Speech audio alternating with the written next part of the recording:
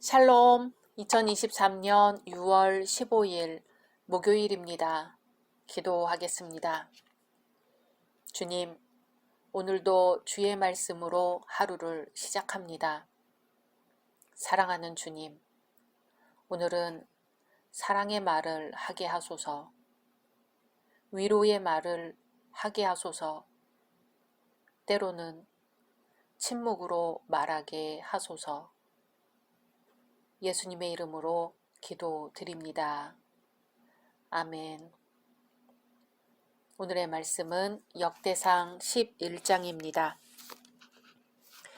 온 이스라엘이 헤브론에 모여 다윗을 보고 이르되 우리는 왕에 가까운 혈족이니이다. 전에 곧 사울이 왕이 되었을 때에도 이스라엘을 거느리고 출입하게 한 자가 왕이시었고 왕의 하나님 여호와께서도 왕에게 말씀하시기를 네가 내 백성 이스라엘의 목자가 되며 내 백성 이스라엘의 주권자가 되리라 하셨나이다 하니라. 이에 이스라엘의 모든 장로가 헤브론에 있는 왕에게로 나아가니 헤브론에서 다윗이 그들과 여호와 앞에 언약을 맺음에 그들이 다윗에게 기름을 부어 이스라엘의 왕으로 삼으니 여호와께서 사무엘을 통하여 전하신 말씀대로 되었더라. 다윗이 온 이스라엘과 더불어 예루살렘 곧 여부스에 이르니 여부스 땅의 주민들이 거기에 거주하였더라. 여부스 원주민이 다윗에게 이르기를 내가 이리로 들어오지 못하리라 하나 다윗이 시온 산성을 빼앗았으니 이는 다윗성이더라. 다윗이 이르되 먼저 여부스 사람을 치는 자는 우두머리와 지휘관으로 삼으리라 하였더니 스루야의 아들 요압이 먼저 올라갔으므로 우두머리가 되었고 다윗이 그 산성에 살았으므로 무리가 다윗성이라 불렀으며 다윗이 밀로에서부터 두루 성을 쌓았고 그 성의 나머지는 요압이 중수하였더라. 만군의 여호와께서 함께 계시니 다윗이 점점 강성하여 가니라. 다윗에게 있는 용사의 우두머리는 이러하니라. 이 사람들이 온 이스라엘과 더불어 다윗을 힘껏 도와 나라를 얻게 하고 그를 세워 왕으로 삼았으니 이는 여호와께서 이스라엘에 대하여 이르신 말씀대로 함이었더라. 다윗에게 있는 용사의 수요가 이러하니라. 항몬 사람의 아들 야소부암은 30명의 우두머리라. 그가 창을 들어 한꺼번에 300명을 죽였고 그 다음은 아호와 사람 도도의 아들 엘르아살이니 세 용사 중 하나이라. 그가 바스담밈에서 다윗과 함께 있었더니 블레셋 사람들이 그곳에 모여와서 치니 거기에 보리가 많이 난 밭이 있더라. 백성들이 블레셋 사람들 앞에서 도망하되 그가 그 밭 가운데에 서서 그 밭을 보호하여 블레셋 사람들을 죽였으니 여호와께서 큰 구원으로 구원하심이었더라. 30 우두머리 중 세 사람이 바위로 내려가서 아둘람 굴 다윗에게 이를 때에 블레셋 군대가 르바임 골짜기에 진쳤더라. 그때에 다윗은 산성에 있고 블레셋 사람들의 진영은 베들레헴에 있는지라. 다윗이 갈망하여 이르되 베들레헴 성문 곁 우물물을 누가 내게 마시게 할꼬 하매 이 세 사람이 블레셋 사람들의 군대를 돌파하고 지나가서 베들레헴 성문 곁 우물물을 길어가지고 다윗에게로 왔으나 다윗이 마시기를 기뻐하지 아니하고 그 물을 여호와께 부어드리고 이르되 내 하나님이여 내가 결단코 이런 일을 하지 아니하리이다. 생명을 돌아보지 아니하고 갔던 이 사람들의 피를 어찌 마시리이까 하고 그들이 자기 생명도 돌보지 아니하고 이것을 가져왔으므로 그것을 마시기를 원하지 아니하니라. 세 용사가 이런 일을 행하였더라. 요압의 아우 아비새는 그 3명 중 우두머리라. 그가 창을 휘둘러 300명을 죽이고 그 3명 가운데에 이름을 얻었으니 그는 둘째 3명 가운데에 가장 뛰어나 그들의 우두머리가 되었으나 첫째 3명에게는 미치지 못하니라. 갑스엘 용사의 손자 여호야다의 아들 브나야는 용감한 사람이라. 그가 모압 아리엘의 아들 둘을 죽였고 또 눈 올 때에 함정에 내려가서 사자 한 마리를 죽였으며 또 키가 큰 애굽 사람을 죽였는데 그 사람의 키가 5규빗이요 그 손에 든 창이 배틀채 같으나 그가 막대기를 가지고 내려가서 그 애굽 사람의 손에서 창을 빼앗아 그 창으로 죽였더라. 여호야다의 아들 브나야가 이런 일을 행하였으므로 세 용사 중에 이름을 얻고 30명 중에서는 뛰어나나 첫째 세 사람에게는 미치지 못하니라. 다윗이 그를 세워 시위대장을 삼았더라.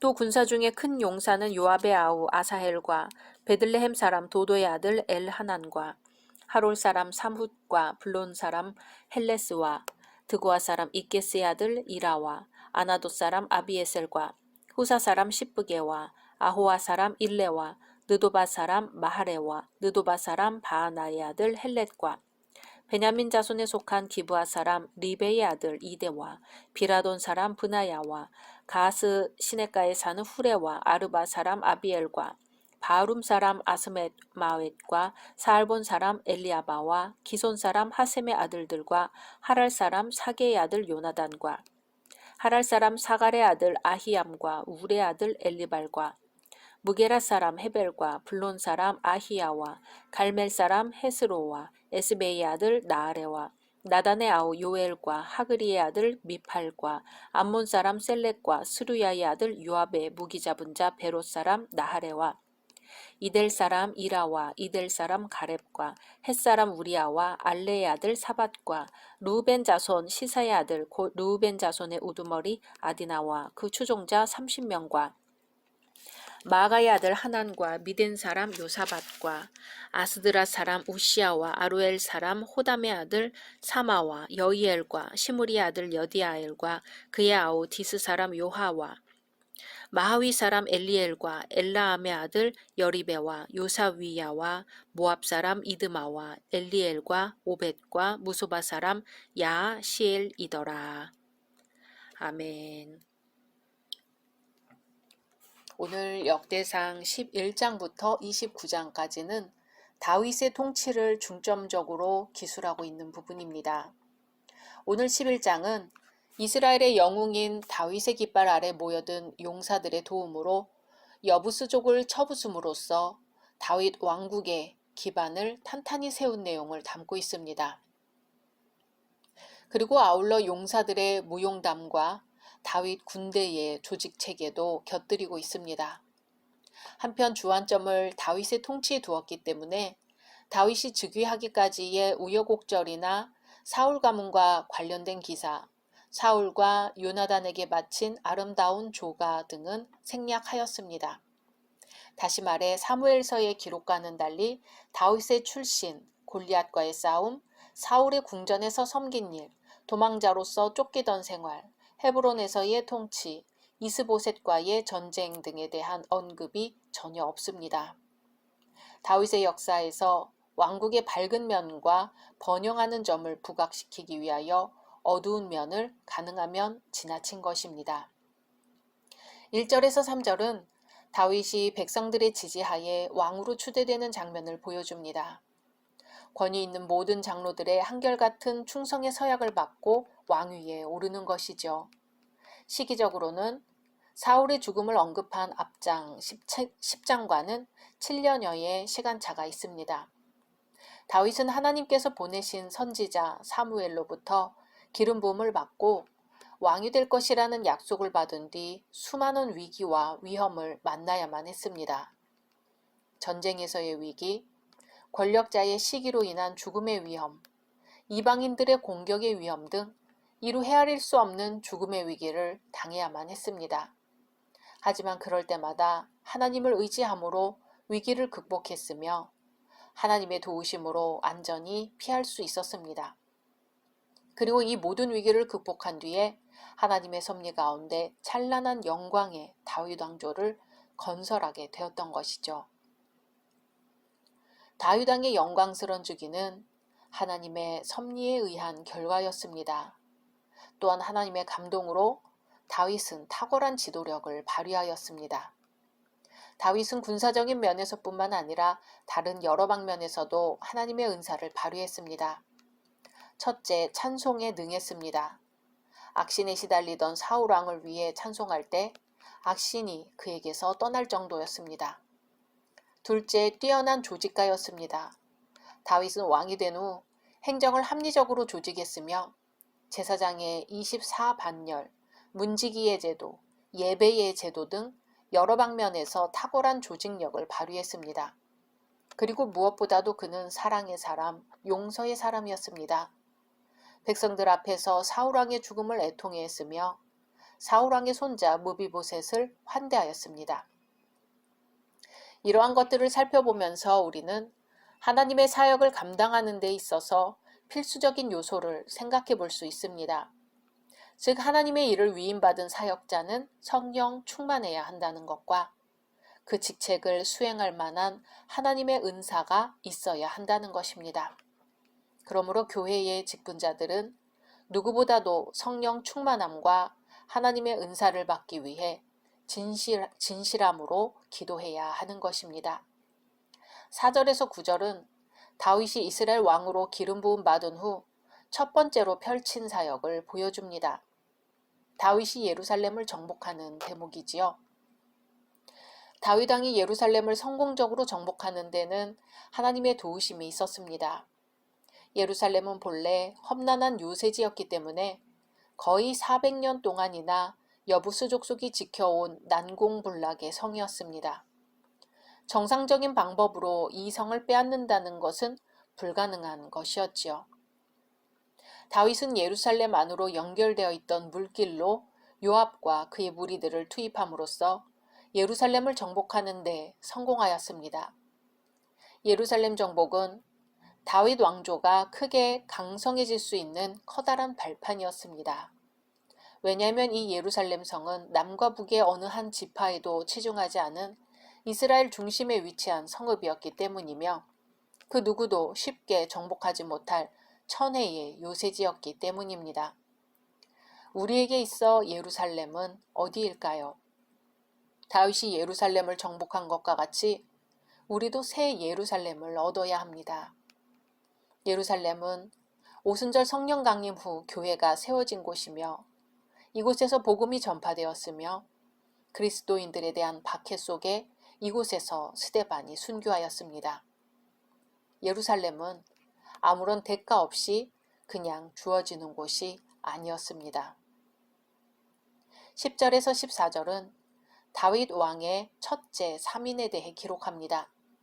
여기서는 다윗 왕을 도와 왕국 건설에 가장 큰 몫을 한 세 용사들을 소개합니다. 30인의 두목 야소부암의 활약상과 세 용사 중 하나인 엘르아살의 활약상이 나옵니다. 그런데 이 첫 3인의 용사 가운데서 사무엘하 23장에 있는 삼마라는 인물이 본 단락에서는 등장하지 않습니다. 그 이유는 알 길이 없지만 다윗 왕국이 소수의 뛰어난 용사들의 헌신을 바탕으로 건설되었다는 사실만은 알 수 있습니다. 한마디로 말해 다윗 왕을 위해 자기의 모든 것을 바친 헌신의 무사들이었던 것이지요. 만일 이들의 헌신이 없었다면 다윗 왕조는 이스라엘 역사상 가장 찬란했던 위협을 도저히 달성하지 못했을 것입니다. 15절에서 25절은 다윗 왕의 둘째 3인을 보여줍니다. 다윗이 아둘람 굴에 있을 때였습니다. 적군 블레셋 사람들이 르바임 골짜기에 진쳤고 베들레헴에는 그들의 영체가 있었습니다. 그때 다윗은 몹시 갈증을 느꼈습니다. 다윗은 베들레헴 성문 곁에서 솟아나는 시원한 샘물이 마시고 싶었습니다. 적군 블레셋이 점령하고 있는 그곳, 고향의 물이 마시고 싶었습니다. 다윗의 세 용사는 참으로 충성되고 모험심이 강한 용사들이었습니다. 이에 세 용사가 블레셋의 군대와 충돌하고 지나가서 베들레헴 성문 곁에 우물물을 길어가지고 다윗에게로 왔습니다. 군신 관계에서 충성보다 귀한 것은 없지요. 임금은 베풀어야 하고 신하는 충성해야 합니다. 왕의 뜻이라면 생명이라도 바치겠다는 용사의 충성이었습니다. 신하들이 가져온 물은 충성의 물이었습니다. 참으로 책임감 있고 충직한 용사들이 바치는 물이었습니다. 죽음을 무릅쓰고 모험을 감행한 용사들의 모습을 보면서 다윗은 크게 감동하였습니다. 그 같은 최고의 충성을 받기에는 자신이 너무나 부족하다고 느꼈을 것입니다. 다윗은 그토록 귀한 충성은 하나님이 받으셔야 한다고 생각했습니다. 그 물은 희생의 물이었지요.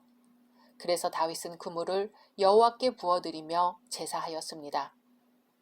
다윗 왕의 이 같은 믿음과 사랑을 보신 하나님께서는 그들을 붙드셨고 승리를 거두게 하셨습니다. 다윗은 참으로 가장 귀한 것을 하나님께 드린 것입니다. 26절에서 47절은 다윗 왕의 30인 용사를 보여줍니다.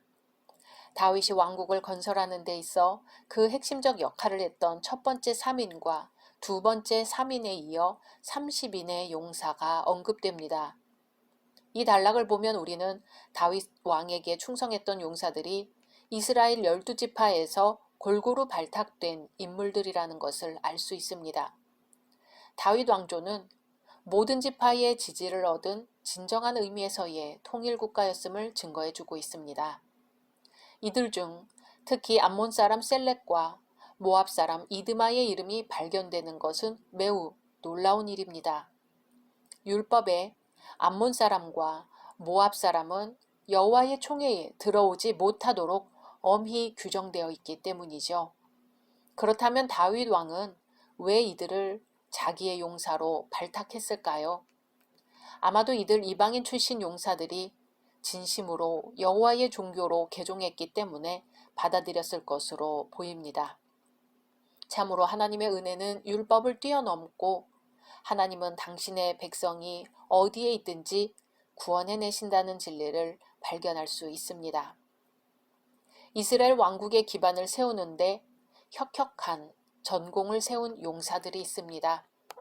이들 중에는 빛나는 전과로 후손에게 회자될 영웅도 있지만 이름 없이 빛도 없이 사라진 용사도 있습니다. 그러나 이들 모두는 하나님 나라라는 건축물을 세우기 위해 쓰여진 벽돌과 같은 존재들입니다. 이들이 있었기에 통일 왕국이라는 위협을 달성할 수 있었던 것입니다. 오늘날의 우리 역시 그리스도를 중심으로 각자의 직분을 감당한다면 이루지 못할 일이 없음을 또한 알 수 있는 대목입니다. 하나님께서는 예수 그리스도를 머리로 우리 모두를 한 몸 이루게 하셨습니다. 각 지체는 다르지만 모두 각자의 역할을 최선을 다해 감당할 때 다윗을 통해 이스라엘을 굳건히 세우신 하나님께서 우리 자신과 우리 열린교회를 더욱 굳건하게 해주실 것을 믿습니다. 그 길에는 예수 그리스도께서 지신 십자가도 있겠지만 분명 생명의 길, 영생의 길, 부활의 길임을 믿습니다. 각자 말씀 묵상하신 후 주기도문으로 마치겠습니다.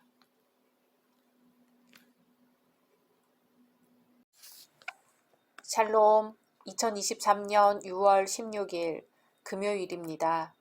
기도하겠습니다. 주님, 오늘도 주의 말씀으로 하루를 시작합니다. 사랑하는 주님, 우리는 때때로 우리 안에서 마주치기 싫은 것들을 마주합니다. 내 안에 이런 것들이 있었나 싶을 분노, 미움, 상처 등을 마주하여 스스로 놀라고 또 괴롭습니다. 주님, 그러한 때에도 여전히 우리 곁에 주님이 계심을 믿게 하소서. 그리고 주님을 의지하게 하소서. 예수님의 이름으로 기도드립니다. 아멘. 오늘의 말씀은 역대상 12장입니다. 다윗이 기스의 아들 사울로 말미암아 시글락에 숨어 있을 때에 그에게 와서 싸움을 도운 용사 중에 든 자가 있었으니 그들은 활을 가지며 좌우 손을 놀려 물매도 던지며 화살도 쏘는 자요 베냐민 지파 사울의 동족인데 그 이름은 이러하니라. 그 우두머리는 아히에셀이요 다음은 요아스이니 기브아 사람 스마아의 두 아들이요 또 아스마웻의 아들 여시엘과 벨렛과 또 브라가와 아나돗 사람 예후와 기브온 사람 곧 30명 중의 용사요 30명의 우두머리가 된 이스마야이며 또 예레미야와 야하시엘과 요하난과 그데라 사람 요사밧과 엘루세와 여리못과 부아랴와 스마랴와 하룹 사람 스바랴와 고라 사람들 엘가나와 이시야와 아사렐과 요에셀과 야소부암이며 그돌 사람 여로함의 아들 요엘라와 스바랴더라. 갓 사람 중에서 광야에 있는 요새에 이르러 다윗에게 돌아온 자가 있었으니 다 용사요 싸움에 익숙하여 방패와 창을 능히 쓰는 자라. 그의 얼굴은 사자 같고 빠르기는 산의 사슴 같으니 그 우두머리는 에셀이요 둘째는 오바댜요 셋째는 엘리압이요 넷째는 미스만나요 다섯째는 예레미야요 여섯째는 앗대요 일곱째는 엘리엘이요 여덟째는 요하나니요 아홉째는 엘사밧이요 열째는 예레미야요 열한째는 막반네라. 이 가짜손이 군대 지휘관이 되어 그 작은 자는 백부장이요 그 큰 자는 천부장이더니 정월에 요단강 물이 모든 언덕에 넘칠 때에 이 무리가 강물을 건너서 골짜기에 있는 모든 자에게 동서로 도망하게 하였더라. 베냐민과 유다 자손 중에서 요새에 이르러 다윗에게 나오매 다윗이 나가서 맞아 그들에게 말하여 이르되 만일 너희가 평화로이 내게 와서 나를 돕고자 하면 내 마음이 너희 마음과 하나가 되려니와 만일 너희가 나를 속여 내 대적에게 넘기고자 하면 내 손에 불의함이 없으니 우리 조상들의 하나님이 감찰하시고 책망하시기를 원하노라 하매 그때의 성령이 30명의 우두머리 아마새를 감싸시니 이르되 다윗이여 우리가 당신에게 속하겠고 이새의 아들이여 우리가 당신과 함께 있으리니 원하건대 평안하소서. 당신도 평안하고 당신을 돕는 자에게도 평안이 있을지니 이는 당신의 하나님이 당신을 도우심이니이다 한지라. 다윗이 그들을 받아들여 군대 지휘관을 삼았더라. 다윗이 전에 블레셋 사람들과 함께 가서 사울을 치려할 때에 므낫세 지파에서 두어 사람이 다윗에게 돌아왔으나 다윗 등이 블레셋 사람들을 돕지 못하였음은 블레셋 사람들의 방백이 서로 의논하고 보내며 이르기를 그가 그의 왕 사울에게로 돌아가리니 우리 머리가 위태할까 하노라 함이라.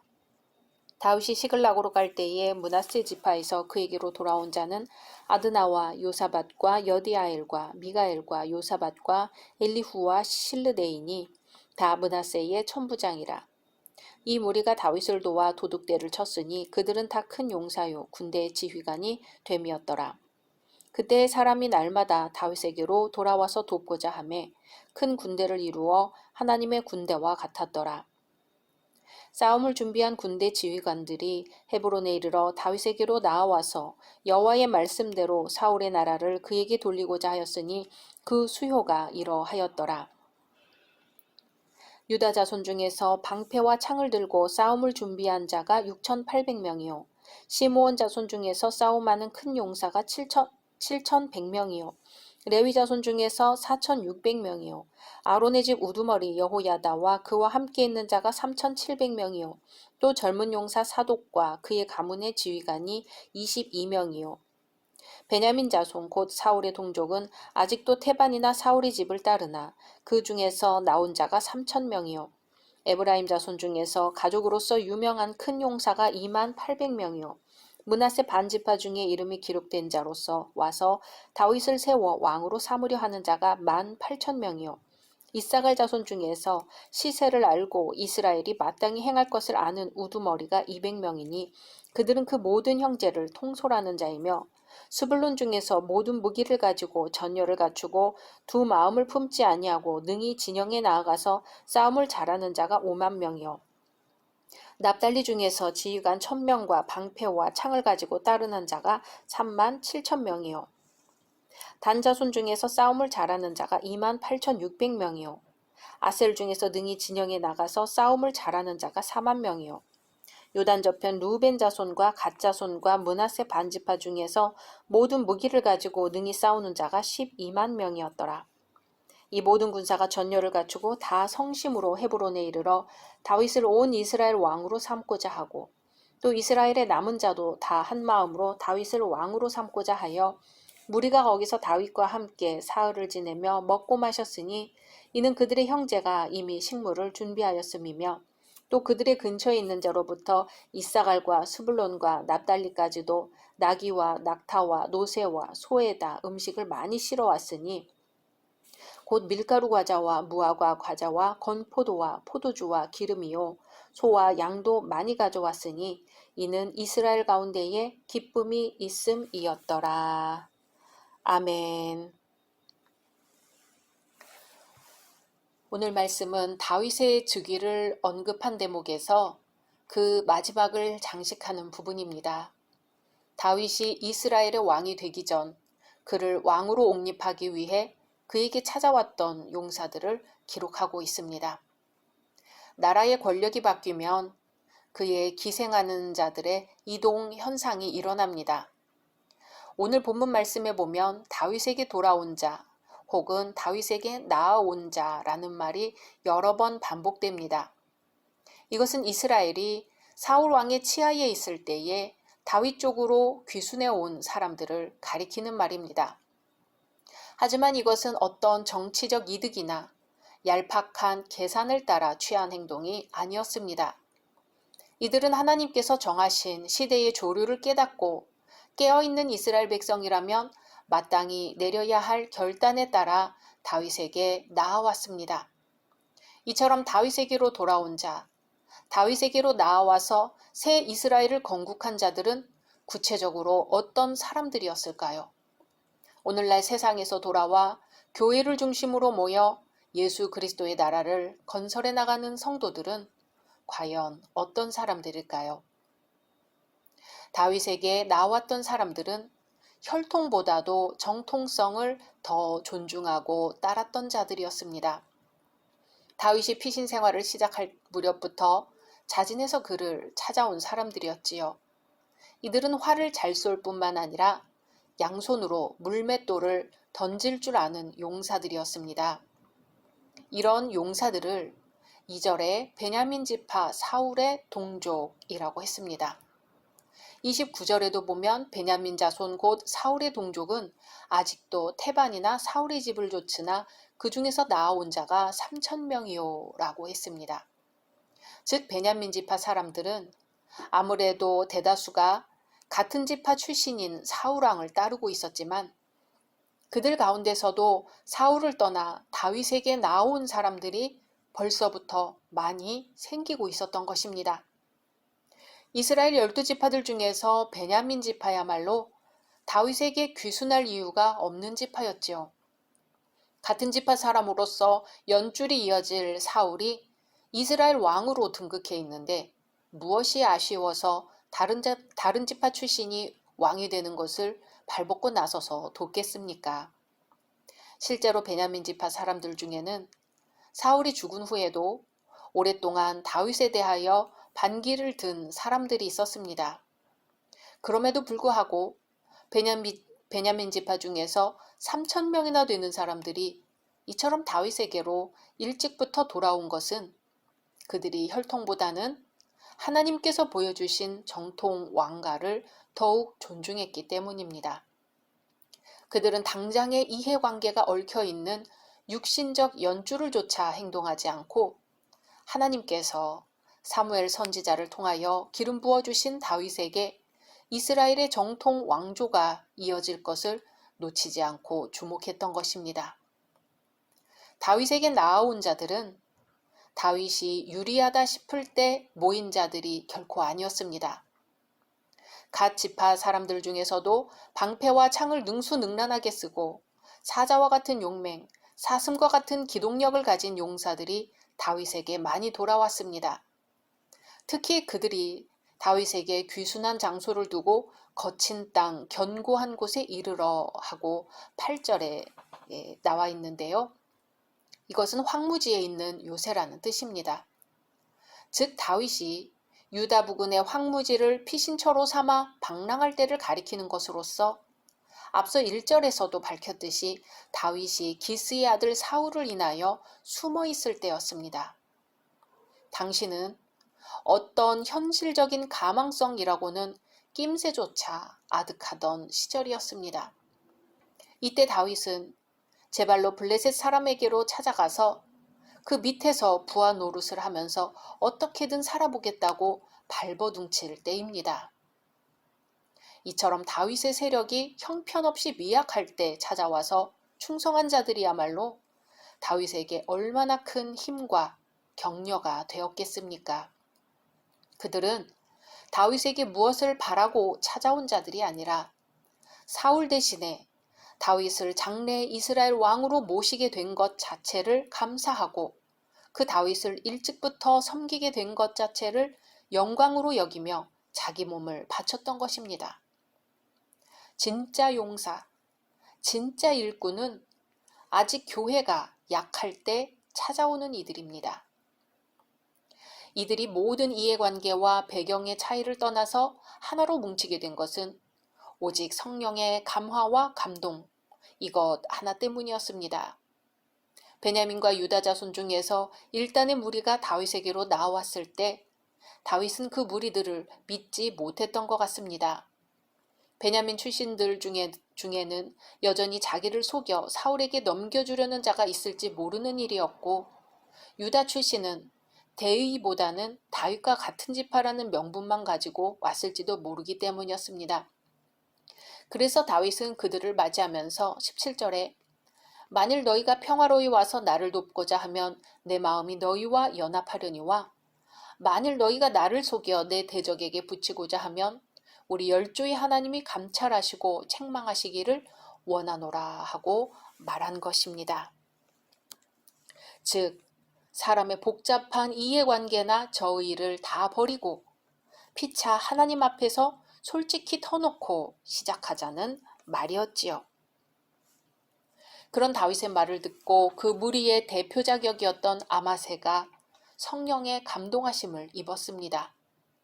하나님께서 모든 일에 전적으로 다윗의 편이 되어주시는 것을 자기들이 알고 있으니 그 하나님을 두려워하는 자로서 결코 다윗을 속이거나 배반할 수 없을 것이라고 서약한 것입니다. 38절에도 보면 이들은 다 성심과 일심으로 다윗을 중심으로 이스라엘 왕국 건설에 하나로 똘똘 뭉쳤다고 했습니다. 교회는 이처럼 성령의 매는 줄에 모든 성도들이 묶여서 하나가 되는 곳입니다. 각자 성격이 다르고 지식과 능력에 차이가 있는 사람들이지만 오직 성령께서 감동하셔서 예수 그리스도를 영접하게 하십니다. 오직 성령께서 감동하셔서 복음 전도의 사명에 힘을 합하여 충성하게 하시고 이 성령의 공감대 안에서 그 다양한 성도들이 한 몸이 되는 것입니다. 32절에는 이사갈 자손 중에서 시세를 알고 이스라엘이 마땅히 행할 것을 아는 우두머리가 200명이니 그들은 그 모든 형제를 통솔하는 자이며 라고 기록되어 있습니다. 시세를 잘 안다는 것은 때를 잘 안다, 정세를 잘 안다는 말이며 정보를 밝히 아는 것을 말합니다. 이사갈 사람들 중에는 200명이 선택되었습니다. 다른 지파에서 3천, 7천, 2만 명의 사람들이 선택된 것에 비하면 적은 숫자입니다. 그러나 그 200명은 때를 아는 사람들이었습니다. 성도는 때를 분별할 줄 알아야 합니다. 때의 상황과 정보를 밝게 하는 것은 분별의 은사인데 하나님은 우리에게 그 은사를 주셨습니다. 성경의 비유 가운데 10처녀 비유가 있습니다. 5처녀는 때를 분별하지 못했기에 자고 있다가 잔치에 참여하지 못했습니다. 또 주인이 오는 때를 살피면서 종들을 잘 돌보는 충성된 청지기 비유도 있습니다. 이 시대가 돌아가는 상황, 하나님의 때가 언제인가를 바로 아는 자가 바로 성도입니다. 신앙생활이라는 것은 마땅히 행할 것을 행하는 것입니다. 나라와 조직이 어려움에 처하는 것은 마땅히 행해야 할 일을 하지 않고 일의 우선순위를 잘못 정했기 때문입니다. 그리스도인들은 어려운 때일수록 하나님을 경배하며 교회를 섬기는 일, 정신을 차리고 백성들을 깨우치는 일을 마땅히 행해야 합니다. 승리의 비결은 특별한 것이 없습니다. 당연히 행해야 할 것만이 있을 뿐이지요. 어렵고 특별한 것을 하는 것이 아니라 하나님께서 성경을 통해서 마땅히 행해야 할 것을 보여주신 대로 하는 것입니다. 이사갈 지파의 두목 200명은 그 행해야 할 일을 하는 사람들이었습니다.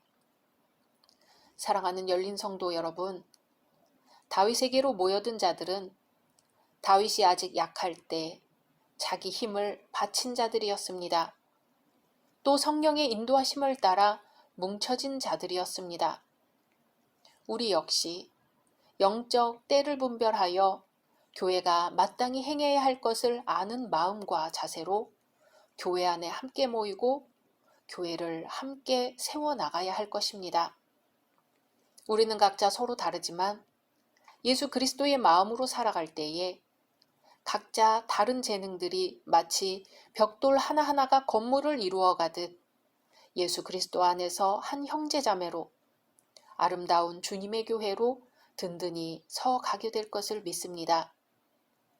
오늘 우리의 한 걸음이 성령의 걸음되고 오늘 우리의 목소리가 성령의 목소리가 되어 우리의 삶이 성령의 역사로 나타나게 되기를 주님의 이름으로 간절히 소망합니다. 각자 말씀 묵상하신 후 주기도문으로 마치겠습니다.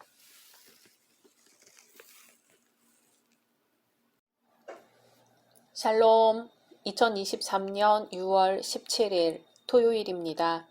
기도하겠습니다. 주님, 오늘도 주의 말씀으로 하루를 시작합니다. 사랑하는 주님, 태양처럼 내리쬐는 성령의 열기로 오늘 우리가 익어가게 하소서. 쨍쨍 내리쬐는 그 열기가 잠시 우리를 괴롭게 할지라도 주님, 농부이신 주님께 우리의 삶을 맡기게 하소서. 예수님의 이름으로 기도드립니다. 아멘. 오늘의 말씀은 역대상 13장입니다. 다윗이 천부장과 백부장 곧 모든 지휘관과 더불어 의논하고 다윗이 이스라엘의 온 회중에게 이르되 만일 너희가 좋게 여기고 또 우리의 하나님 여호와께로 말미암았으면 우리가 이스라엘 온 땅에 남아있는 우리 형제와 또 초원이 딸린 성읍에 사는 제사장과 레위 사람에게 전령을 보내 그들을 우리에게로 모이게 하고 우리가 우리 하나님의 궤를 우리에게로 옮겨오자. 사올 때에는 우리가 궤 앞에서 묻지 아니하였느니라 하매 뭇 백성의 눈이 이 일을 좋게 여김으로 온 회중이 그대로 행하겠다 한지라. 이에 다윗이 애굽의 시홀 시내에서부터 하맛 어기까지 온 이스라엘을 불러 모으고 기럇 여아림에서부터 하나님의 궤를 메어오고자 할세. 다윗이 온 이스라엘을 거느리고 바알라 곧 유다에 속한 기럇 여아림에 올라가서 여호와 하나님의 궤를 메어오려 하니 이는 여호와께서 두 그룹 사이에 계심으로 그러한 이름으로 일컬음을 받았더라.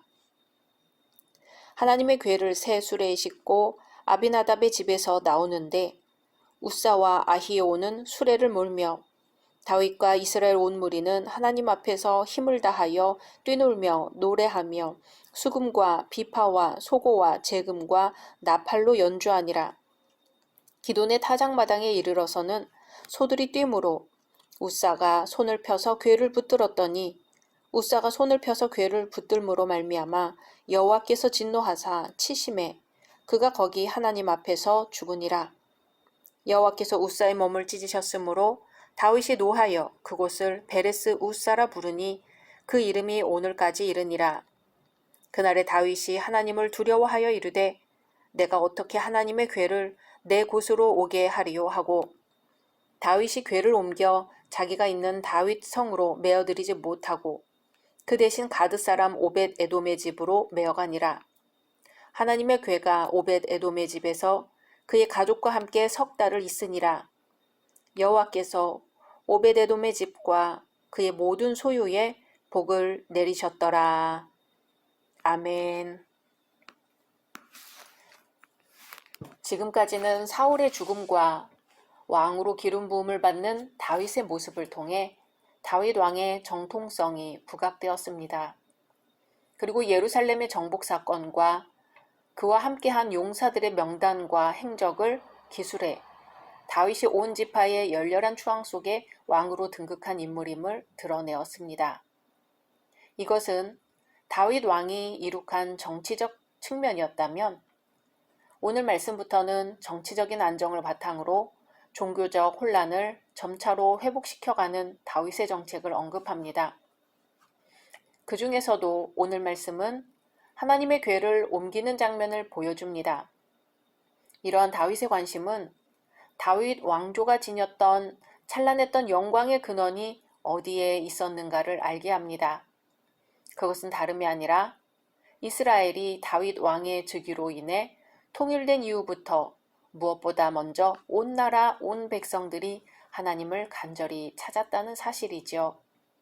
다윗 왕조의 영광은 하나님을 찾는 경건한 열심에서부터 시작되었다고 말할 수 있는 것입니다. 법궤는 하나님의 임재를 상징하는 이스라엘 최고의 성물이었습니다. 다윗은 이 법궤를 사모했습니다. 이는 하나님의 은혜를 사모했다는 것이죠. 다윗이 그렇게도 소중히 여겼던 법궤 안에는 하나님께로부터 받은 언약의 돌판과 아론의 쌍난 지팡이 그리고 광야 40년 동안 먹었던 만나가 들어있었습니다. 첫째, 법궤는 하나님의 언약을 상징합니다.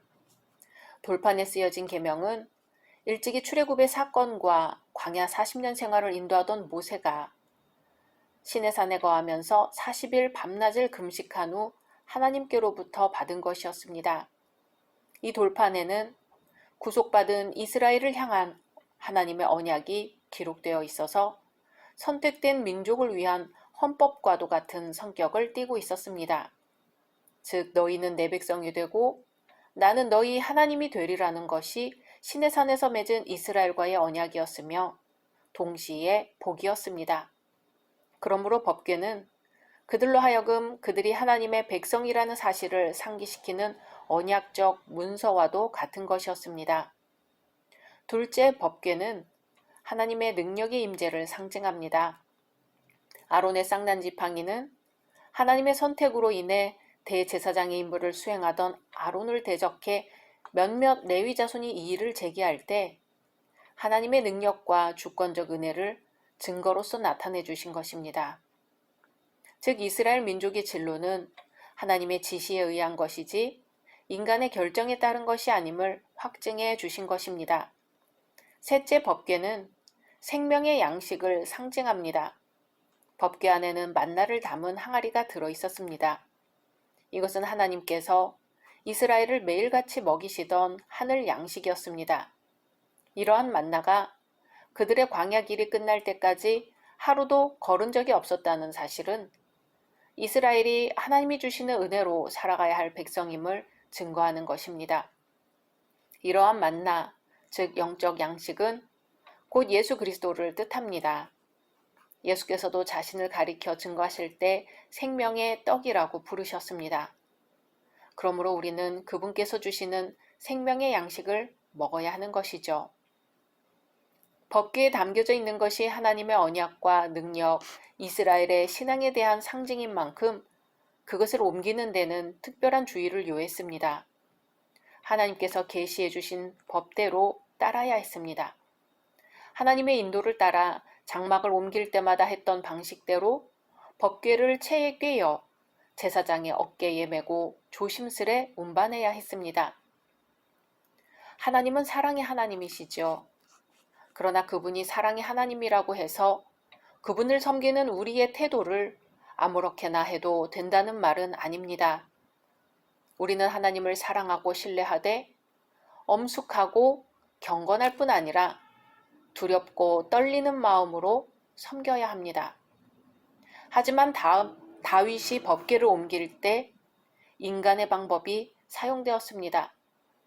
어리석게도 블레셋으로부터 법궤를 돌려받을 때와 동일한 방법으로 소가 끄는 수레에 법궤를 싣고 옮긴 것입니다.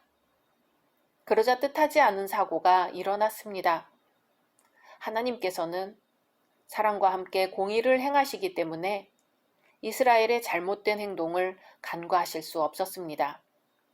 그리하여 소를 몰던 우사의 잘못된 열정은 하나님의 진노를 불러 일으켰습니다. 소들이 뛰어 우사가 손을 펴서 궤를 붙들었을 때 여호와께서 우사를 쳐서 거기 하나님 앞에서 죽게 되었습니다. 국가의 보물 법궤를 기럇 여아림에서 예루살렘으로 옮겨오는 역사적인 날, 무려 3만 명이 동원된 대단한 행사였습니다. 멋진 새 수레와 수레를 끌 황소까지 준비하였으니 준비는 완벽해 보였습니다. 수금과 비파와 소고와 재금과 나팔로 노래하며 춤추며 행진하는 최선을 다한 행사였습니다. 그런데 그 모든 것이 인간의 생각에 좋은 인간의 방식이었지 하나님의 방식은 아니었습니다. 우사가 급사한 사건은 상승 일로에 있던 다윗과 이스라엘에게 큰 충격을 주었습니다. 즉 자신들의 행위에 대한 철저한 반성과 하나님의 존엄성을 깨닫게 해준 사건이었습니다. 다윗 왕은 우사의 행동에 대해 화가 났지만 하나님이 두려웠습니다. 그래서 하나님의 궤를 다윗성 자기에게로 옮겨오지 않고 오벳 에돔의 집으로 메어 보냈습니다. 오벳 에돔은 이 법궤 때문에 우사가 죽은 것과 다윗 왕이 두려워한 것을 알면서도 핑계를 대거나 불평하기보다는 오히려 기꺼이 하나님의 궤를 모셔드렸습니다. 실로 오벳 에돔은 하나님의 복과 권능을 믿는 믿음의 지혜와 용기를 가진 사람이었습니다. 하나님의 복을 자기의 복으로 만들 줄 아는 사람이었습니다. 우사는 법궤 때문에 죽었는데 오벳 에돔은 법궤를 통하여 복을 받았습니다. 오벳 에돔은 다른 사람이 하지 않는 일을 하였습니다. 두려움으로 인해 아무도 법궤를 책임질 사람이 없었는데 그때 오벳 에돔이 나서서 법궤를 메어다가 자기 집에 모신 것입니다. 성경은 하나님의 궤가 오벳 에돔의 집에 석 달을 있었는데 하나님께서 그 궤를 인하여 그와 그 온 집과 그 모든 소유에 복을 주셨더라고 했습니다. 같은 법궤인데 우사는 그의 조부 아비나답 때부터 수십 년간 모시다가 법궤의 운송의 사명을 감당하는 중에 죽음을 맞았고 오벳 에돔은 석 달 만에 큰 복을 받게 된 것이지요. 우사의 방법은 인간이 보기에 좋은 방법이었고 오벳 에돔의 방법은 비록 힘이 들지라도 하나님의 법도를 따라 일하는 방법이었습니다. 중대한 일일수록 더욱 신중하고 주도 면밀하게 수행되어야 합니다. 다윗은 법궤 이동을 위해 독단적으로 결정한 것이 아니라 백성들에게 제안했고 백성들은 그 계획이 옳은 것임을 깨닫고 다윗 왕과 함께 수고를 아끼지 않았습니다. 하지만 그렇게 준비하고 동의를 구하여 이루어진 일임에도 불구하고 율법의 규례를 어기고 말았습니다. 하나님으로부터 징계는 받았으나 온 이스라엘은 이 일로 더욱 하나님을 경외하게 되었고 어떠한 인간적인 노력보다 하나님의 말씀에 순종하는 것이 얼마나 중요한 것인지 깨닫게 되었습니다. 후에 다윗 왕은 법궤를 다시 다윗성으로 들여올 때에 법궤를 들여오는 것이 너무 좋아 하나님 앞에서 힘껏 기쁨의 춤을 추었습니다. 하나님께서는 다윗과 함께 기뻐하셨고 다윗이 마음껏 춤을 추도록 내버려 두셨습니다. 성경을 다 살펴보아도 여기 말고는 다윗 왕이 춤을 추었다는 기록이 없습니다. 골리앗을 죽이고도 춤추지 않았고 왕이 된 일이 너무 기뻐서 춤을 추었다는 얘기도 없습니다. 하지만 하나님의 궤가 예루살렘에 들어오는 순간만큼은 잠잠히 앉아 있을 수 없었습니다. 오벳 에돔의 집은 그리스도인의 집입니다. 예수 그리스도를 모신 집입니다. 예수의 뜻대로 사는 것이 언뜻 험난해 보일 수 있어도 오벳 에돔은 분명 큰 복을 받았습니다. 다윗 왕도 춤을 추며 모셔드릴 만큼 법궤를 모셔드리는 것이 너무나 기뻤습니다. 오벳 에돔이 받은 복과 다윗 왕의 기쁨이 오늘 우리 열린 성도님들 모두의 복이 되고 기쁨이 되기를 주님의 이름으로 소망합니다. 각자 말씀 묵상하신 후 주기도문으로 마치겠습니다.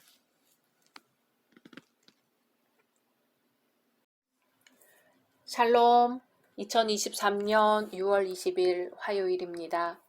기도하겠습니다. 주님, 오늘도 주의 말씀으로 하루를 시작합니다. 사랑하는 주님, 때때로 무슨 기도를 올려야 할지 모를 때에 주님의 이름을 부르게 하소서. 때때로 무엇을 해야 할지 모를 때에 주님을 생각하게 하소서. 때때로 주저앉고 싶을 때에 십자가를 바라보게 하소서. 예수님의 이름으로 기도드립니다. 아멘. 오늘의 말씀은 역대상 14장입니다. 두로왕 히람이 다윗에게 사신들과 백향목과 석수와 목수를 보내 그의 궁전을 건축하게 하였더라. 다윗이 여호와께서 자기를 이스라엘의 왕으로 삼으신 줄을 깨달았으니 이는 그의 백성 이스라엘을 위하여 그의 나라가 높이 들림을 받았음을 알미었더라. 다윗이 예루살렘에서 또 아내들을 맞아 다윗이 다시 아들들과 딸들을 낳았으니 예루살렘에서 낳은 아들들의 이름은 삼무아와 소밥과 나단과 솔로몬과 이팔과 엘리수아와 엘벨렛과 노가와 네벡과 야비아와 엘리사마와 부엘야다와 엘리벨렛이었더라. 다윗이 기름 부음을 받아 온 이스라엘의 왕이 되었다 함을 블레셋 사람들이 듣고 모든 블레셋 사람들이 다윗을 찾으러 올라오매 다윗이 듣고 대항하러 나갔으나 블레셋 사람들이 이미 이르러 르바임 골짜기로 쳐 들어온지라. 다윗이 하나님께 물어 이르되 내가 블레셋 사람들을 치러 올라가리이까 주께서 그들을 내 손에 넘기시겠나이까 하니 여호와께서 그에게 이르시되 올라가라 내가 그들을 내 손에 넘기리라 하신지라. 이에 무리가 바알 브라심으로 올라갔더니 다윗이 거기서 그들을 치고 다윗이 이르되 하나님이 물을 쪼갬같이 내 손으로 내 대적을 흩으셨다 하므로 그곳 이름을 바알 브라심이라 부르니라.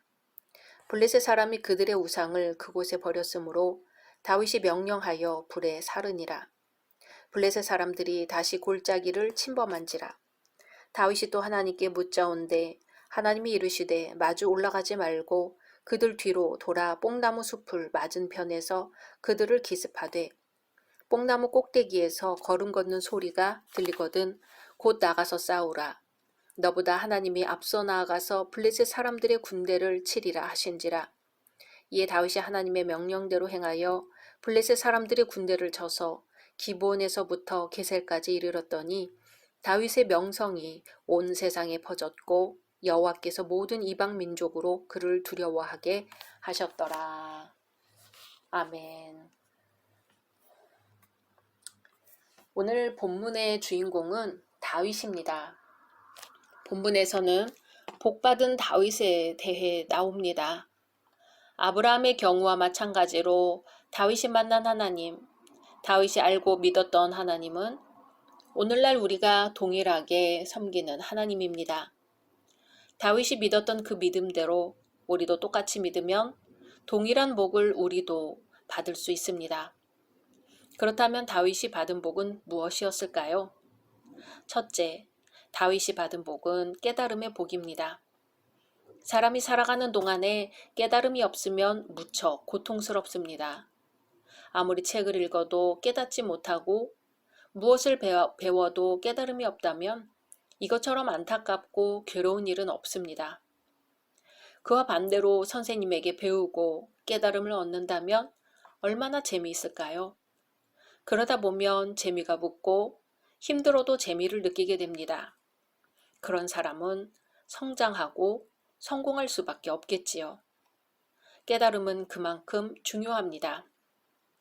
1절 2절을 보면 두로왕 히람이 다윗에게 사자들과 백향목과 석수와 목수를 보내어 그 궁궐을 건축하게 하였더라. 다윗이 여호와께서 자기로 이스라엘 왕을 삼으신 줄을 깨달았으니 이는 그 백성 이스라엘을 위하여 나라를 진흥하게 하셨음이더라 하고 합니다. 오늘 본문에서는 깨달았으니 하고 깨달음을 강조하고 있습니다. 똑같은 말씀을 사무엘하 5장 12절에서는 아니라 라고 기록하고 있는데요. 히브리어 야다를 번역한 말로 알다, 깨닫다는 뜻입니다. 즉 다윗이 하나님께서 자기를 왕으로 세웠다는 것을 이제야 비로소 깨달았다는 것입니다. 히브리인들이 말하는 깨달았다라는 단어는 귀로 듣거나 어디에 가서 배워 깨달았다는 말이 아닙니다. 히브리인들은 반드시 체험과 경험을 통해서 깨달았을 때 야다라는 말을 사용합니다. 그러므로 히브리인들이 알았다, 깨달았다 라고 할 때는 체험을 전제로 하는 것임을 알 수 있습니다. 둘째, 다윗이 받은 복은 기회의 복입니다. 8절에서 11절에 보면 다윗이 기름 부음을 받아 온 이스라엘의 왕이 되었다 함을 블레셋 사람이 듣고 다윗을 찾으러 다 올라오매 다윗이 듣고 방비하러 나갔으나 블레셋 사람이 이미 이르러 르바임 골짜기를 침범하였는지라 다윗이 하나님께 물어 가로되 내가 블레셋 사람을 치러 올라가리이까 주께서 저희를 내 손에 붙이시겠나이까 여호와께서 이르시되 올라가라 내가 저희를 내 손에 붙이리라 하신지라 이에 무리가 바알 브라심으로 올라갔더니 다윗이 거기서 저희를 치고 가로되 하나님이 물을 흩음같이 내 손으로 내 대적을 흩으셨다 하므로 그곳 이름을 바알 브라심이라 칭하니라고 합니다. 이 말씀의 배경은 이렇습니다. 지금까지 7년 동안 다윗은 조그마한 유다와 베냐민 지파에 왕 노릇을 했습니다. 그러다가 온 이스라엘이 전부 다 돌아와서 그에게 기름을 부어 온 이스라엘의 왕으로 세웠으며 지금 대관식을 합니다. 얼마나 기분이 들떴을까요? 영광스러운 순간입니다. 그러나 그 순간에 위험이 발밑까지 와 있다는 사실은 모르고 있었습니다. 지금 블레셋 사람들이 다윗이 온 이스라엘, 즉 통일 왕국의 왕이 되었다는 소식을 듣고 다윗이 기반을 잡기 전에 죽이려고 침략해 들어와 있는 것이죠.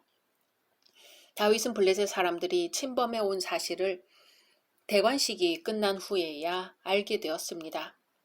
나가보았더니 르바임 골짜기에 블레셋 사람들이 이미 꽉 차 있었습니다. 르바임 골짜기는 베냐민 지파와 유다 지파의 경계에 있는 깊은 골짜기입니다. 거기에서 올라오기만 하면 예루살렘입니다. 즉 예루살렘 바로 밑에까지 블레셋 사람들이 침범해 와 있었습니다. 위기가 닥친 거지요. 이스라엘 백성들이 나아가서 진을 쳐야 할 자리에 블레셋 사람들이 먼저 와서 진을 쳤습니다. 이 얼마나 난감한 일인가요? 큰 위기에 봉착한 것입니다. 이렇게 큰 위기에 처한 다윗은 어찌할 도리가 없었습니다. 그때 다윗은 자기의 할 일이 기도뿐이요 하나님의 도움을 구하는 것뿐이라는 것을 알고 하나님께 내가 블레셋 사람을 치러 올라가리이까 주께서 저희를 내 손에 붙이시겠나이까 하고 물었습니다. 그리고 올라가라 내가 저희를 내 손에 붙이리라 하는 하나님의 기도의 응답을 받고 다윗은 나아갔습니다. 하나님께서 대적을 자신의 손에 붙여주시는데 이기지 못할 것이 없겠지요. 그래서 다윗은 바알 브라심으로 올라갔고 그곳에서 그들을 쳐 승리할 수 있었습니다. 다윗은 블레셋 사람들을 물리친 그 승리의 영광을 하나님께 돌렸습니다. 그리고 그는 하나님이 물을 흩음같이 내 손으로 내 대적을 흩으셨다고 고백했습니다. 그리고 모든 승리의 영광을 하나님께 돌렸습니다. 다윗이 하나님께 받은 복이 바로 이 기회의 복입니다. 우리들의 위기가 오히려 성공하는 좋은 기회의 복이 되기를 간절히 바랍니다. 셋째, 다윗이 받은 복은 믿음의 복입니다. 12절에 블레셋 사람이 그 우상을 그곳에 버렸으므로 다윗이 명하여 불에 사르니라고 말합니다. 그 많은 블레셋 사람들이 단번에 다윗을 해치우려고 다 올라왔습니다. 그런데 하나님께서 다윗을 도우심으로 물을 흩음같이 다윗이 쉽게 블레셋 사람들을 물리쳤습니다. 어떤 상황에서도 하나님을 의지하는 그 믿음이 복 중에 최고의 복입니다. 믿음은 돈으로 살 수 없지요. 어디 세미나에 참석한다고 믿음이 좋아지는 것도 아닙니다. 하나님을 만나 하나님을 믿는 것은 하나님께서 택하시고 성령을 부어주실 때 보이지 않는 하나님이 실제로 믿어지는 것입니다. 다윗은 자신의 지혜를 의지하지 않고 오로지 하나님의 지시를 그대로 따랐습니다. 그리하여 블레셋 대군을 이스라엘 지경 밖으로 완전히 쫓아낼 수 있었습니다. 자신의 경험이나 지혜보다 하나님의 지혜를 더 완전한 것으로 여겼기 때문입니다. 다윗이 받은 깨달음의 복, 기회의 복, 믿음의 복이 우리 모두의 복이 되기를 소망합니다. 제2차 세계대전이 끝난 지 얼마 되지 않았을 때의 일입니다. 한 부인이 식품 가게에 들어오더니 크리스마스 저녁에 아이들이 먹을 수 있을 만큼만 먹을 것을 달라고 애원했습니다. 가게 주인이 돈이 있느냐고 묻자 그 여인은 남편이 전쟁에 나가 죽어 기도 외에는 아무것도 드릴 것이 없다고 말했습니다. 그러자 가게 주인은 당신의 기도를 종이에 써서 나에게 주시오. 그 무게만큼의 식품을 당신에게 주겠소 라고 답했습니다. 이에 그 부인은 기도가 빽빽이 적힌 노트를 건네며 지난밤에 아픈 아이를 돌보며 적은 것이라고 했습니다. 그것을 읽지도 않고 주인은 저울의 한쪽 추에 기도 노트를 올려놓고 다른 쪽에는 빵 한 봉지를 놓았습니다. 그런데 저울은 전혀 움직이지 않았습니다.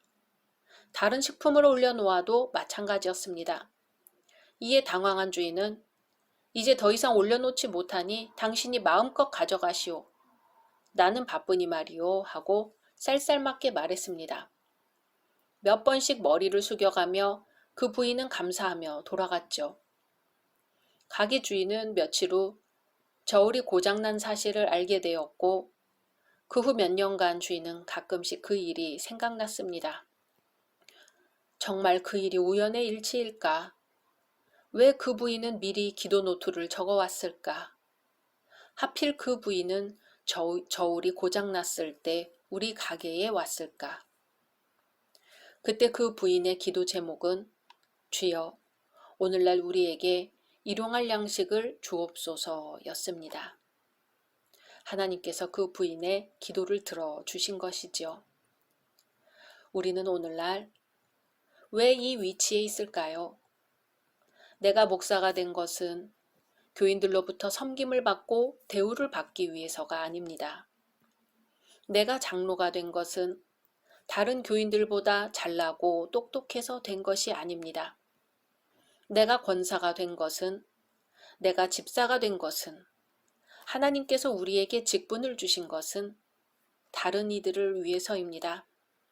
다른 이들을 위해서, 다른 이들을 사랑하셔서 우리에게 직분을 주신 것입니다. 우리 교회 식구들의 어려움을 발견하고 그들의 간절한 바람을 파악해서 해결하고 돕는 일이야말로 하나님께서 우리에게 일을 주신 목적임을 깨달아야 합니다. 그리고 우리가 오늘날 이 위치에 있는 까닭은 이 일을 통하여 하나님의 영광이, 예수 그리스도의 은혜가, 성령의 능력이 나타나도록 하기 위함입니다. 각자 말씀 묵상하신 후 주기도문으로 마치겠습니다.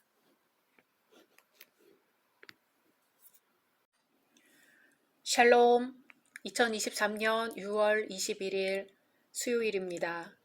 기도하겠습니다. 주님, 오늘도 주의 말씀으로 하루를 시작합니다.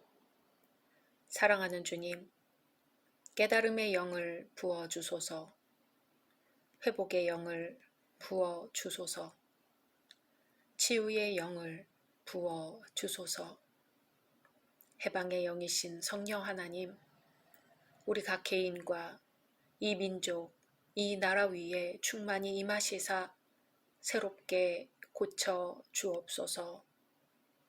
예수님의 이름으로 기도드립니다. 아멘. 오늘의 말씀은 역대상 15장입니다.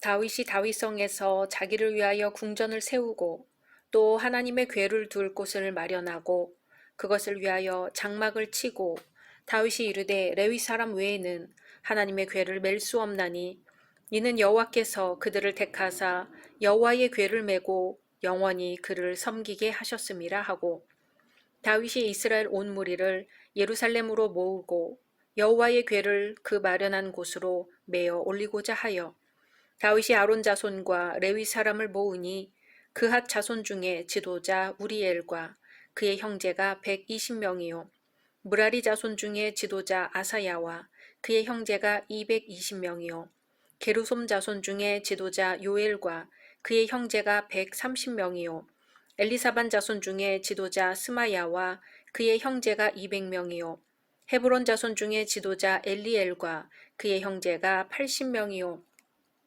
우시엘 자손 중에 지도자 암미나답과 그의 형제가 112명이라. 다윗이 제사장 사독과 아비아다를 부르고 또 레위 사람 우리엘과 아사야와 요엘과 스마야와 엘리엘과 암미나답을 불러 그들에게 이르되 너희는 레위 사람의 지도자이니 너희와 너희 형제는 몸을 성결하게 하고 내가 마련한 곳으로 이스라엘의 하나님 여호와의 궤를 메어 올리라. 전에는 너희가 매지 아니하였으므로 우리 하나님 여호와께서 우리를 찢으셨으니 이는 우리가 규례대로 그에게 구하지 아니하였음이라 하니 이에 제사장들과 레위 사람들이 이스라엘 하나님 여호와의 궤를 메고 올라가려 하여 몸을 성결하게 하고 모세가 여호와의 말씀을 따라 명령한 대로 레위 자손이 채에 하나님의 궤를 꿰어 어깨에 매니라. 다윗이 레위 사람의 어른들에게 명령하여 그의 형제들을 노래하는 자들로 세우고 비파와 수금과 재금 등의 악기를 울려서 즐거운 소리를 크게 내라 하매 레위 사람이 요엘의 아들 헤만과 그의 형제 중 베레야의 아들 아삽과 그의 형제 무라리 자손 중에 구사야의 아들 에단을 세우고 그 다음으로 그들의 형제 스가랴와 벤과 야하시엘과 스미라못과 여히엘과 운니와 엘리압과 브나야와 마세야와 마띠디야와 엘리블레후와 믹네야와 문지기 오벳 에돔과 여히엘을 세우니 노래하는 자 헤만과 아삽과 에단은 놋 재금을 크게 치는 자요 스가랴와 아시엘과 스미라못과 여히엘과 운니와 엘리압과 마세야와 브나야는 비파를 타서 알라못에 맞추는 자요 마티디야와 엘리블레후와 믹네야와 오베데돔과 여이엘과 아사시아는 수금을 타서 8째 음에 맞추어 인도하는 자요 레위 사람의 지도자 그나냐는 노래에 익숙함으로 노래를 인도하는 자요 베레가와 엘가나는 궤 앞에서 문을 지키는 자요 제사장 스바냐와 요사밧과 느다넬과 아미세와 스가랴와 브나야와 엘리에셀은 하나님의 궤 앞에서 나팔을 부는 자요 오벳에돔과 여히야는 궤 앞에서 문을 지키는 자이더라. 이에 다윗과 이스라엘 장로들과 천부장들이 가서 여호와의 언약궤를 즐거이 메고 오벳에돔의 집에서 올라왔는데 하나님이 여호와의 언약궤를 맨 레위 사람을 도우셨으므로 무리가 수송아지 7마리와 순양 7마리로 제사를 드렸더라. 다윗과 및 궤를 맨 레위 사람과 노래하는 자와 그의 우두머리 그나냐와 모든 노래하는 자도 다 세마포 겉옷을 입었으며 다윗은 또 배 에봇을 입었고 이스라엘 무리는 크게 부르며 뿔나팔과 나팔을 불며 재금을 치며 비파와 수금을 힘있게 타며 여호와의 언약궤를 메어 올렸더라. 여호와의 언약궤가 다윗성으로 들어올 때에 사울의 딸 미갈이 창으로 내다보다가 다윗 왕이 춤추며 뛰노는 것을 보고 그 마음에 업신 여겼더라. 아멘. 한 나라의 안정은 정치, 경제와 더불어 법의 올바른 시행에 달려 있습니다. 이스라엘은 명실공히 다윗에 의해 나라로서의 기초가 세워졌습니다. 다윗이 이스라엘 왕이 되면서 왕국은 외부의 침입으로부터나 내적으로나 안정되어 갔습니다. 다윗은 왕국이 정치적으로 안정되자 왕국을 하나님의 말씀으로 통치하고자 했습니다. 왕국 자체가 하나님의 것이었기 때문입니다. 그래서 다윗은 하나님 통치의 핵심이 들어있는 언약궤를 다윗성으로 모셔오고자 했습니다. 그런데 언약궤를 옮겨오는 과정 중에 문제가 발생했습니다. 언약궤를 운반하던 우사가 죽임을 당하고 말았습니다. 그래서 다윗은 다윗성으로 언약궤를 모시기를 두려워하여 그것을 가드 사람 오벳에돔의 집으로 옮겨 놓았습니다. 그런데 하나님의 궤가 오벳에돔의 집에 석 달을 있는 동안 하나님께서 오벳에돔의 집에 복을 주셨습니다. 언약궤 자체에 문제가 있었던 것이 아니라 언약궤를 옮겨오는 방법에 문제가 있었던 것입니다. 다윗은 하나님의 궤를 수레에 싣고 왔는데 이것이 잘못되었던 것입니다. 하나님의 말씀에 의하면 하나님의 궤는 제사장들이 매도록 되어 있었기 때문입니다. 언약궤를 이동시키면서 언약을 어겼으니 탈이 날 수밖에요. 다윗은 후에 이 사실을 깨달았습니다. 그리고 다시 하나님의 궤를 모셔올 계획을 세워 시행합니다. 결국 다윗이 하나님의 궤를 모셔오는 2차 시도의 결과는 성공이었습니다. 다윗과 그 백성들은 어떻게 하나님의 궤를 다윗성으로 모셔오는 일에 성공할 수 있었을까요? 1절에서 15절은 다윗 왕이 언약궤를 옮기기 위해 준비하는 모습이 나옵니다. 이 단락을 보면 다윗 왕이 하나님의 궤를 예루살렘에 모셔오기 위해 얼마나 철저한 준비를 하였는가를 보여주고 있습니다. 우선 다윗 왕은 하나님의 궤를 모실 수 있는 처소를 마련하였습니다. 그가 하나님의 처소를 마련할 때는 다윗성을 최초로 건설할 때였습니다. 그러니까 하나님의 궤를 모셔오기 위해 자신의 왕궁을 건설할 때 그 처소를 마련한 것입니다. 우리는 여기서 다윗이 얼마나 하나님 중심적인 삶을 살았는지 발견할 수 있습니다. 왕으로서 왕궁을 세우는 것은 당연한 일이었지만 자신의 영광보다는 하나님의 영광을 앞세웠기에 다윗은 자신의 왕궁만을 세울 수 없었습니다. 그리하여 왕궁과 함께 하나님의 궤를 모실 처소를 건설하였던 것입니다. 하나님의 영광에 대한 다윗의 관심은 이후 성전을 건축하려는 열심 가운데서도 잘 나타납니다. 이렇듯 다윗의 뜨거운 관심과 열심은 이스라엘의 어떤 왕들 가운데서도 찾아볼 수 없는 지극한 것이었습니다. 뿐만 아니라 그 이후 다윗 왕은 하나님의 궤를 모실 수 있는 레위인들, 그 중에서도 특히 궤를 어깨에 메고 운반할 수 있는 그핫 자손들을 많이 불러 모았습니다. 레위인들을 소집한 것은 하나님의 규례대로 언약궤를 모셔오기 위함이었죠. 결코 하나님의 규례를 무시하지 않기 위해서였습니다. 이전에는 실수와 무지함으로 하나님의 궤를 새 수레에 싣고 옮기다가 재앙을 목격했으나 그 재앙의 원인을 알고 나서는 철저하게 하나님의 방법대로 궤를 이전하였습니다. 이런 점에서 보면 다윗도 우리와 같이 실수가 있고 무지의 면이 있는 연약한 인간이었습니다. 그러나 다윗은 일단 하나님의 말씀을 깨닫고부터는 그 말씀을 철저하게 순종하는 실천의 사람이었던 것입니다. 다윗 왕의 철저한 순종이 결국 그를 위대한 왕으로 만들었습니다. 또 다윗은 불러 모은 레위인들에게 몸을 성결하게 하라고 명령했습니다.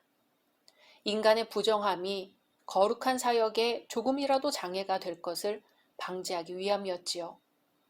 다윗의 명령을 통해 이번 사역을 성공적으로 마치기 위해 얼마나 철저하게 신경을 썼는가를 엿볼 수 있습니다.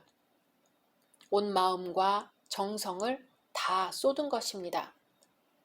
16절에서 24절은 하나님의 궤를 옮기는 일에 중추적인 역할을 맡은 레위인들을 소개하고 있습니다.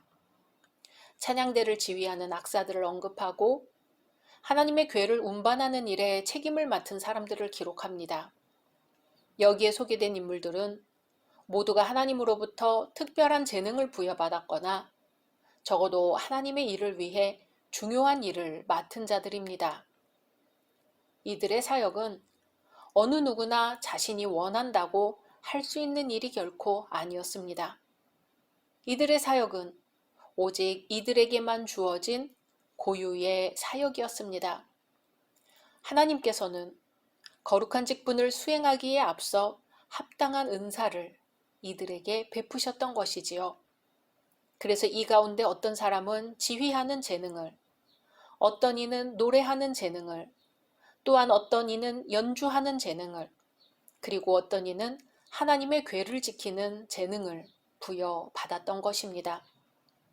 그리고 이들이 자기의 재능을 성실하게 발휘했을 때 하나님의 거룩하신 사역이 훌륭하게 성취됩니다. 과연 교회의 모든 직분은 하나님으로부터 받은 여러 은사들로 이루어지며 각자의 성실한 봉사들이 교회를 머리로 해서 합해질 때 큰 역사를 이루게 됨을 알 수 있습니다. 25절에서 29절은 성공적으로 사역을 마치는 장면을 보여줍니다. 언약궤의 성공적인 운반을 위해서 제사를 드리는 온 이스라엘 무리들의 모습과 기쁨과 정성으로 하나님의 궤를 모셔오며 찬양하는 이스라엘의 태도, 춤추는 다윗 왕을 업신여기는 미갈의 속마음으로 구성되어 있습니다. 사무엘서에서는 극히 간략하게 언급되었지만 여기서는 자세히 기록되어 있습니다. 언약궤를 무사히 안치시킴으로 정치적, 종교적으로 안정되어가는 이스라엘의 모습을 나타내고 있습니다. 여기서 우리는 하나님의 궤를 모시는 자들이 소유한 전인격적인 섬김을 볼 수 있습니다. 먼저 이스라엘의 지도자 격인 왕과 장로들과 천부장들이 이 일에 모범을 보였다는 사실이 매우 중요합니다. 이들은 외식으로 하나님을 섬긴 자들이 아니라 실제로 하나님을 성심으로 섬긴 자들이었습니다. 그래서 하나님의 궤를 모시고 오는 과정에서 온 이스라엘은 먼저 하나님께 제사를 드렸던 것입니다. 이 제사는 자신들이 하나님의 궤를 모셔올 수 있도록 기회를 주신 하나님께 감사를 드리는 의식이요. 아울러 하나님께서 이 사역을 끝까지 이끌어 주시기를 바라는 간구의 의식이었습니다. 이처럼 이스라엘의 모든 사람들은 철저하게 하나님을 향한 감사와 신뢰의 마음으로 이 사역을 수행하였던 것입니다. 언약궤 이전에 관계된 모든 사람은 제사장 의복을 갖추어 입었습니다. 그리고 그들은 하나님의 궤를 모셔올 때 있는 힘을 다하여 악기를 연주하며 환호하였습니다. 특히 이스라엘의 대표자 다윗 왕은 하나님의 궤가 다윗성에 들어올 때 기쁨을 감추지 못하고 춤을 추었습니다.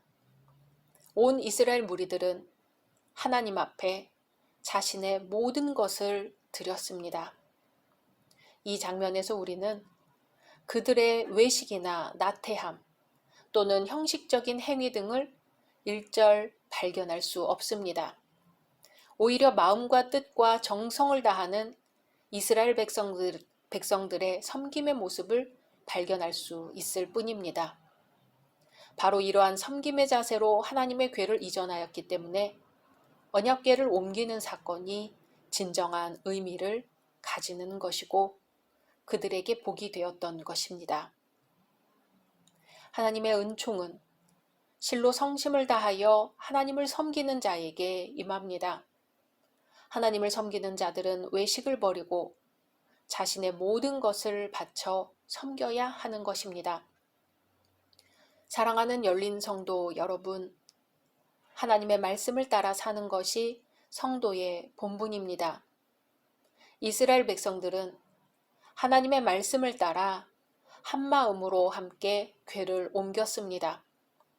함께하는 곳에 아름다운 역사가 나타나고 혼자서는 상상할 수 없는 풍성한 역사가 일어납니다. 우리가 머리 대신 그리스도를 중심으로 큰 일이든 작은 일이든 함께 힘을 합할 때 성령님의 역사가 풍성하게 나타나게 될 것을 믿습니다. 각자 말씀 묵상하신 후 주기도문으로 마치겠습니다.